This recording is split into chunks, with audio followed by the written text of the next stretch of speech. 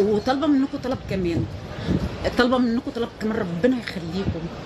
يعني رجاء يعني واحده واحده، خدوني كده واحده واحده، بالراحه بالراحه، بس عشان ارجع لطبيعتي واحده واحده، عشان اعرف اخد ودي معاكم يا جماعه. انا يعني بقى لي فوق ال 20 سنه قاعده مع ناس هاديين مؤدبين لطاف حلوين، فانا مش هقول لكم انا اتطبعت بطبعهم يعني، بس هو انا خلاص بقى يعني مش هعمل لهم حاجه، ناس مؤدبه معايا، فانا خلاص اتعودت ان انا ابقى رستق كده وهاديه، يعني ههبشهم ليه وهم حلوين وطيبين.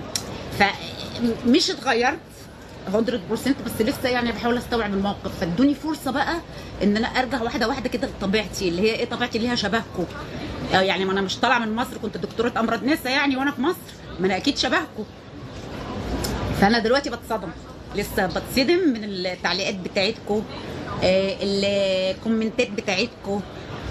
خدوني على الهادي بالراحه، واحده واحده كده لحد ما ارجع لطبيعتي، عشان نعرف ناخد وندي مع بعض بشكل ودي.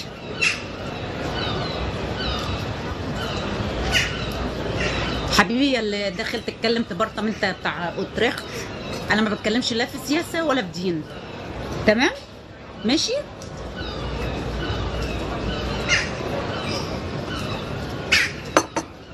احنا داخلين نقعد مع بعض كده قعده حلوه، نضحك مع بعض شويه، نقضي وقت لطيف، ف اهدى على نفسك كده شويه.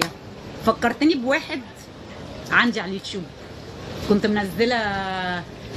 منزله فيديو وانا في المانيا وبتغدى، منزله فيديو وانا بتغدى في المانيا في مطعم، راح دخل بقى قال لي ايه يجيكي ويحط فيكي، انت ليكي نفس تاكلي، ليكي نفس تاكلي واخواتنا بيموتوا. طب انا هرد عليك اهو، وانا هنا انا هرد على الكومنت بتاعك. انا ليا نفسي اكل، بس عايزه اسال حضرتك سؤال.